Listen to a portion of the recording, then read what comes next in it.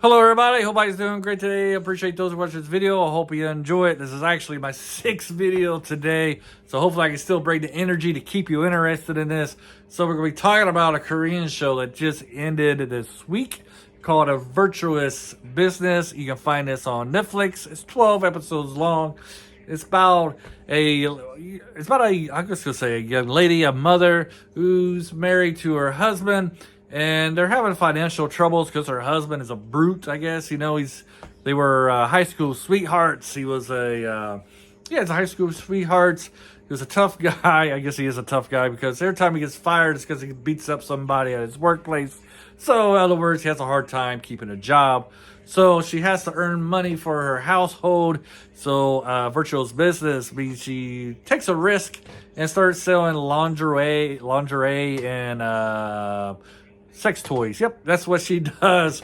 That's her virtuous business to keep the family afloat.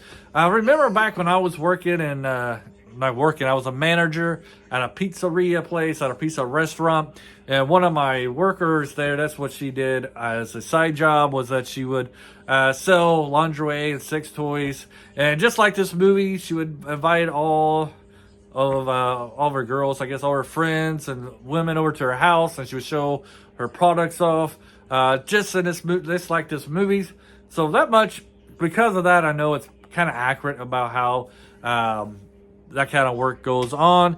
But this takes place in the 1990s in Korea, and Korea is very conservative. So she gets a lot of these women in her small village kind of ganging up to her, kind of bullying her, try to demean her because of her new job, the occupation that she has. On top of that, I guess this is a little bit of a spoiler, but it happens in the first 2 episodes, so it's not a big spoiler. Her husband ends up cheating on her with her best friend. With her best friend, which causes her to get a divorce. So now she's a single mother doing this kind of business, and the rumor is that her husband left her because she's decided to enter in that kind of business that she's doing now. And so she's kind of get that bad stereotype on her. So the movie is kind of about family dynamics, like marriage couples, like the 4 girls. She enters the business with 3 other women. The other 2 are married, and then she has another woman who's a single mother. So her and that other woman kind of can connect in that way. One of the women is very conservative. She's like a housemaid. She's a housewife. She takes care of all the business in the house. Her marriage is kind of in a stalemate, kind of in a rut. There's nothing very exciting happening. So she gets into this business. It kind of flares up her own love life and her own marriage, gets her closer with her husband.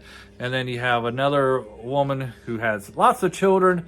Her husband loves her a lot, but he has like a criminal record in his past, so he can't really get a good job. So she's kind of like the supporter of the family too. She's the income earner for her family.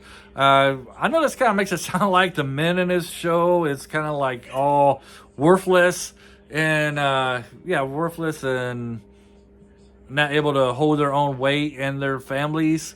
And at first it might seem that way, but as the series goes along, you see that, there's talking about marriage and how the couple's on equal footing. Both people have their own roles to support the family, either to raise kids, to make money for the family so they can survive and thrive in society.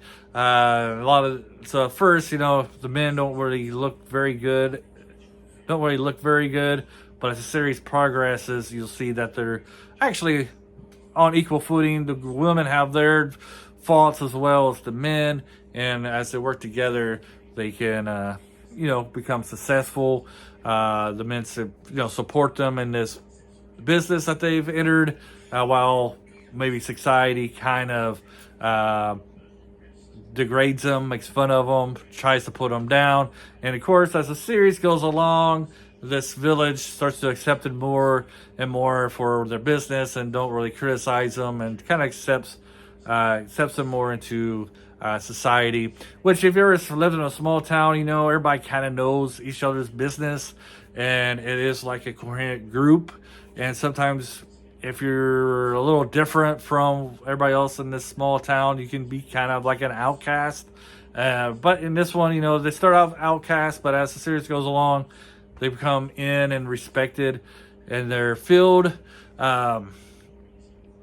It's kind of comedy, but it's not really a comedy. Then you have, I guess, another side plot of it is the detective in this, who eventually becomes the love interest of our female lead. He's kind of like an orphan. His mother abandoned him, and the reason why he accepted a job in this village is because this is where his family is from, his parents, and he's trying to find out who his parents were, why they abandoned him, why they left him behind. So that's a pretty good side plot as well. I guess one thing I wish they could kind of continue, but I understand why they didn't, was the affair that her husband had with her, with their best friend, because there's more to that. Her friend ends up getting pregnant, and then her best friend's husband is completely unaware that his wife cheated on him. I guess it would have been nice if they could continue that, but I understand why after about the 4th or 5th episode, you don't really see those people in the storyline anymore. You don't really see her ex-husband in the storyline anymore.